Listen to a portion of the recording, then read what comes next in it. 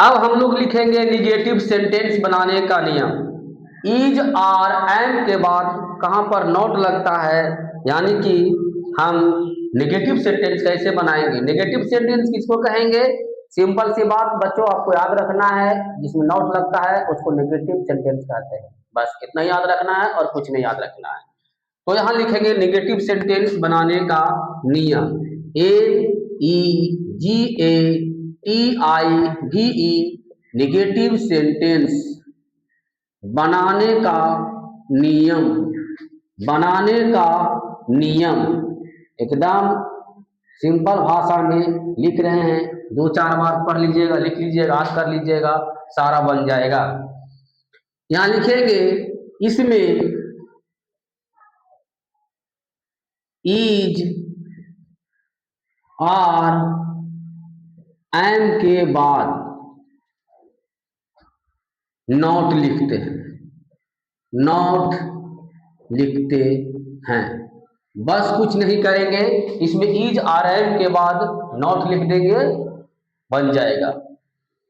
Structure भी लिख लेंगे। स्ट्रक्चर बहुत जरूरी है।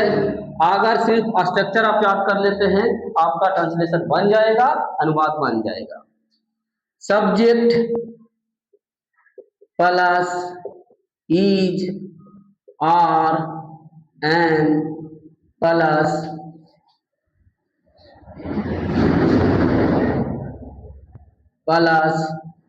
Not plus other.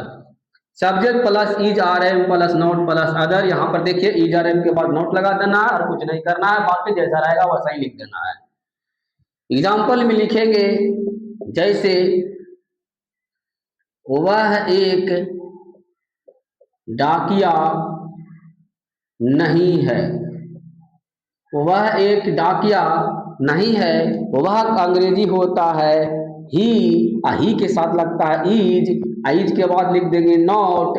नॉट के बाद ए या एन लगता है, हमेशा डॉट के बाद ही ए और एन लिखेंगे। पोस्टमैन, जैसे वे लोग विद्यार्थी नहीं हैं। नहीं हैं, तो वे लोग का अंग्रेजी होता है THEY दे। दे के साथ लगता है आर के बाद लिखेंगे नॉट। विद्यार्थी के होता है स्टूडेंट।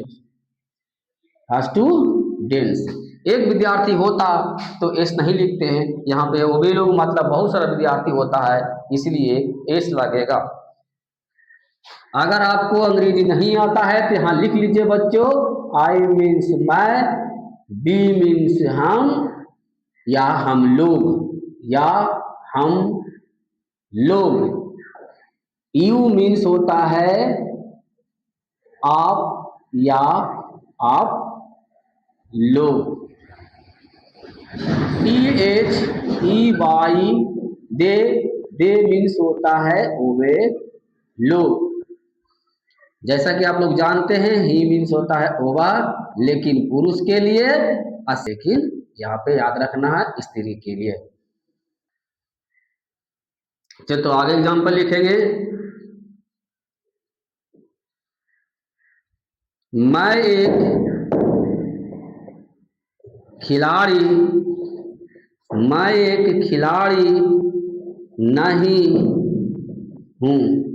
मैं एक खिलाड़ी नहीं हूँ। मैं का अंग्रेजी होता है आई के साथ लगता है एम। कुछ नहीं करेंगे, ये एम के बाद नॉट लगा देंगे, इसके बाद ए खिलाड़ी के होता है player. I am not a player.